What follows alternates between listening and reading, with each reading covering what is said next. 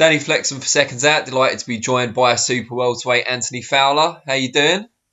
Well, thank you, mate. How's things? Yeah, all good. We haven't seen much of you in the past couple of weeks, training hard, back in the gym.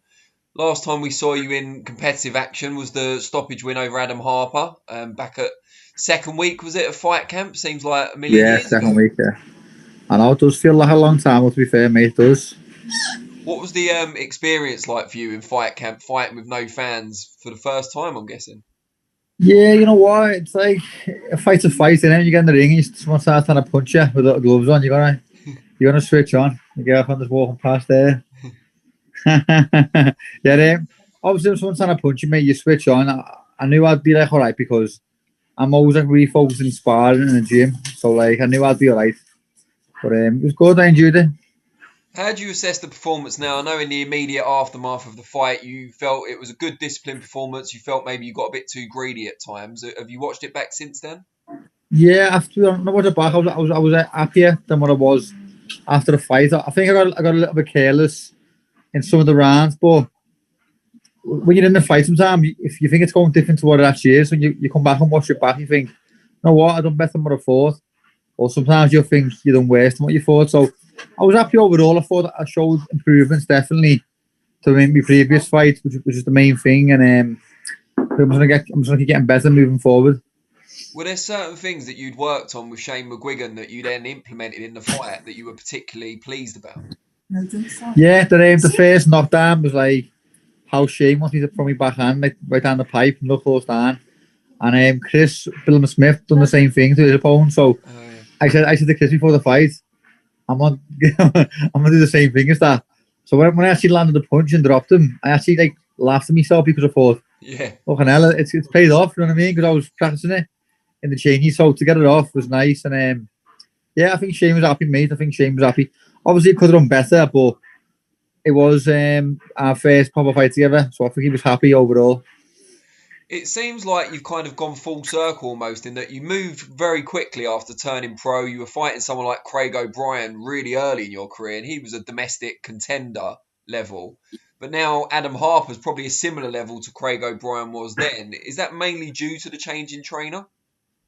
No, to be honest, mate, I've been a bit frustrated myself because I don't want to be boxing at this level. Like to be funny, like the likes of Adam Harper, he's a good fighter, but he's at English level.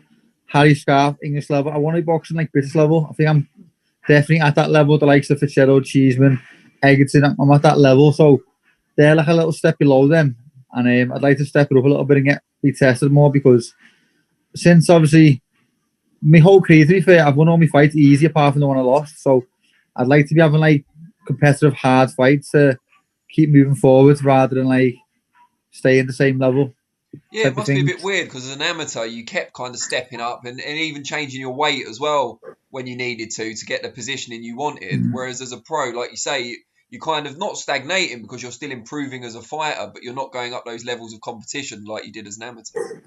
I do, I fully agree, and I do definitely need tests. Like Shane wanted to move me really, really fast. Shane wanted to fight for the European title. Like Shane's trying to push me hard, and he's saying to Eddie, like, look, Fowler wants tests. He basically said to Eddie, like, Fowler would destroy Harper before the fight, which I did. But Shane knows what I'm capable of, and he wants to push me on. But I don't know what's happening. I'm just waiting. I'm just fighting who I'm told to fight. But like him, like Brian Moses was a good fight for me. Like he's an experienced campaigner, boxed at world level, British champion. So he was a good fight after the defeat. But since then I've boxed Scarf, meant to be Flatley, and then Adam Harper. So they've all been like English level. But you're right, I do need to step up and like push myself towards that British title fight. But I've been getting promised the Scott Fitzgerald fight for a while. We were meant to box in July 28th or 29th of July. So I was like focused towards that. And then when that didn't come off, I was with the lockdown, so I was happy to just get a fight, mate. So I was happy to just box. Obviously Harper because I needed a fight and needed some money. No, I can understand that. We don't really know what's going on with Scott Fitzgerald. Still, everything seems to have gone a bit quiet on that front. Well, I know Eddie and yourself are both talking about potentially the winner or even the loser of Eggington Cheeseman, which kicked off fight camp. Has there been any progress on that score? Because it doesn't look like they're going to rematch each other. I don't think so. Like I don't know what our boxes here, to be honest. Though there was talks of me fighting on the Chisora Usyk on the card, but I had to make fight 154, which is I've actually gone bigger since I went to Shane's gym.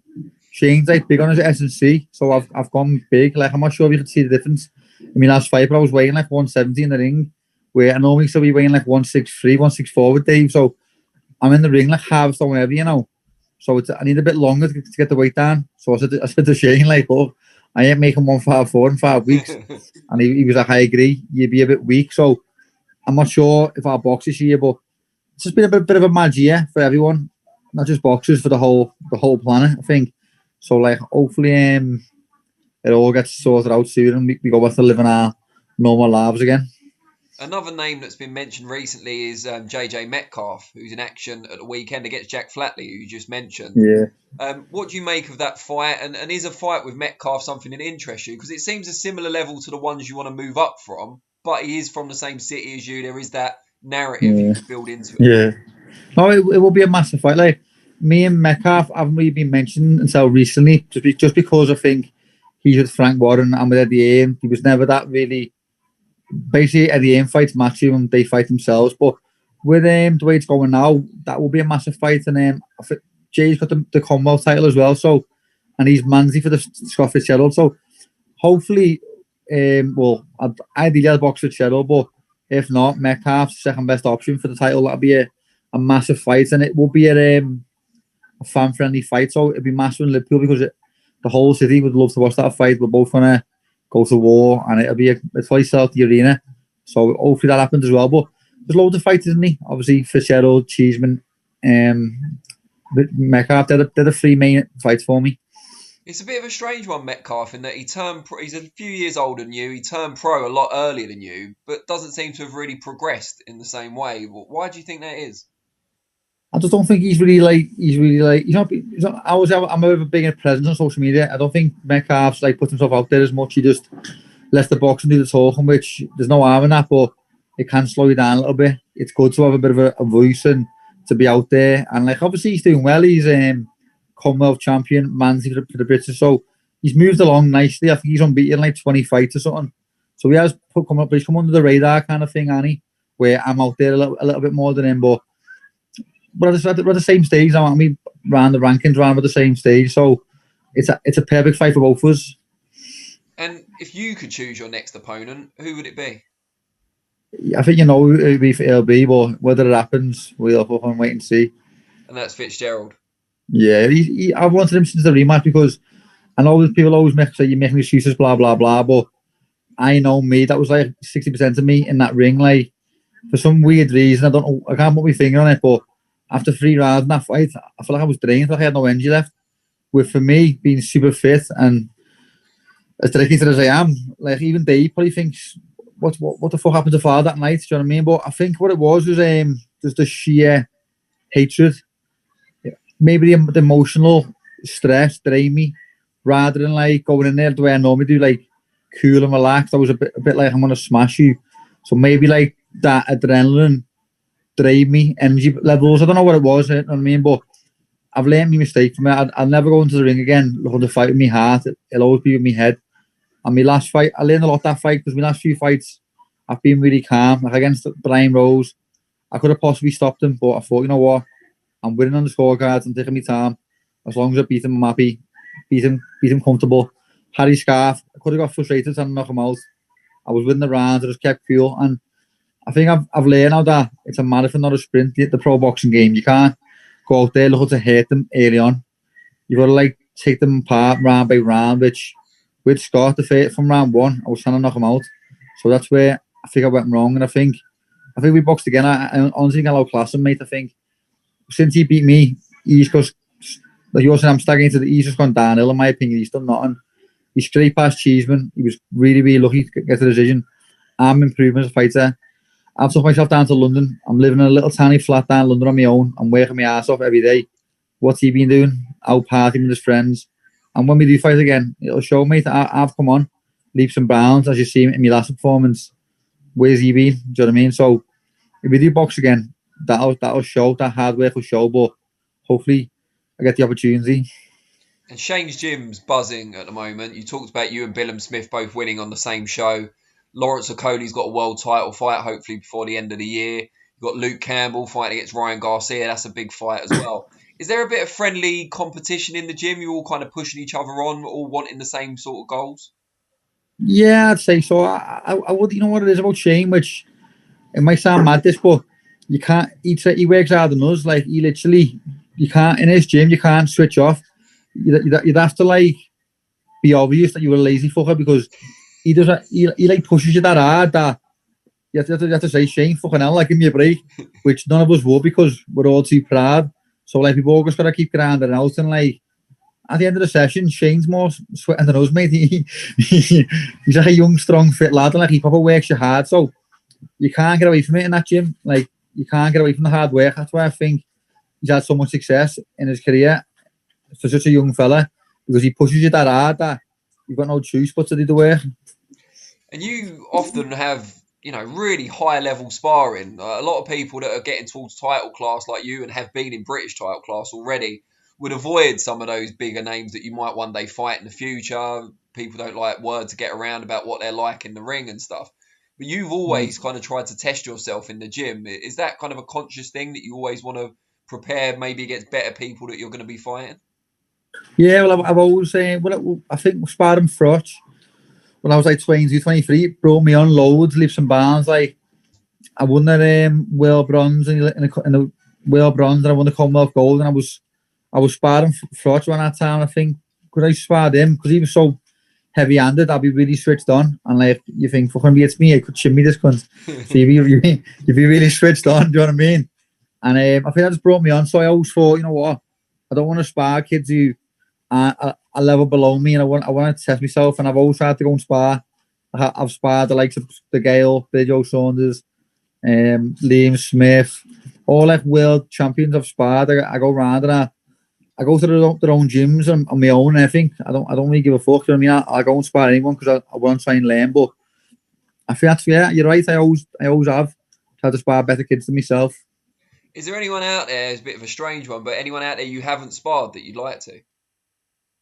I wanted to spar Eubank a few years ago. I thought he would have been a good spar to test myself, and he was up for it. He said come down to the gym, and then the gym was about fucking 5 hours away, and I thought, fucking hell, 5 hours there, 5 hours back. I mean, that's a bit of a journey that for myself. 10 hours, you know what I mean? But he would have been a good spar for me. I don't know who else is there. I don't really know who there is, you know. I don't know, to be honest. I think I've sparred most of the big names, to be fair. Yeah, I'm trying to think. Have you done much with Billy Joe? Yeah, I've done 8 rounds with him on one occasion, I think. I sparred Liam Williams loads in that gym. He's a good fighter.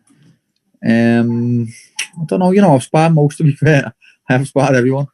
You said you sparred Liam Smith. Have you sparred Callum, or is he a bit too big? I sparred him loads as an amateur, and obviously we boxed twice as amateurs.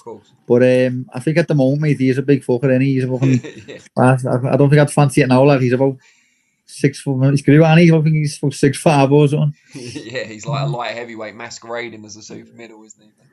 That's it, mate. Yeah, fuck that. So you're not sure if you're going to be out before the end of this year. Would you be bothered if it was 2021 now? Are you kind of happy with, given the circumstances with the pandemic and everything, happy with what you've achieved in 2020? Yeah, I think so. Yeah, I think. Well, I was going to box again after my last fight. I had literally a few days off and kept training and kept my weight down because I wanted to box potentially Cheeseman before the end of the year.